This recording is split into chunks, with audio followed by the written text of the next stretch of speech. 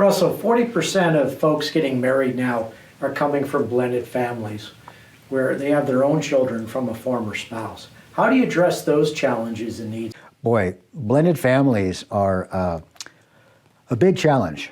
And I think sometimes when people who've been married or divorced or widowed meet someone new and they've got maybe one or two kids, or the other spouse has one or two kids, maybe they're so gaga for each other, they just say, you know, both sets of children they will be swept up in our romance and it will be good. I wish it worked that way. But people who work with blended families around the country have actually said that it takes about 7 years of hard work for that blended family to truly become blended. And so I think most people don't realize what they're getting into. Here's the other challenge. Some people go into marriage saying, well, my kids come first. I'm going to say something that you probably haven't heard before. If that's where you're at, my kids come first, then you're not ready to marry somebody else.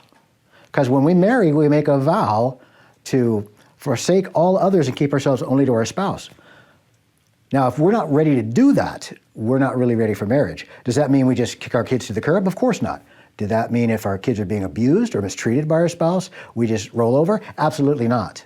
But if our kids are always going to win in any kind of a dispute regarding me and my spouse or me and my kids, then that marriage will always walk with a colossal limp and may eventually collapse.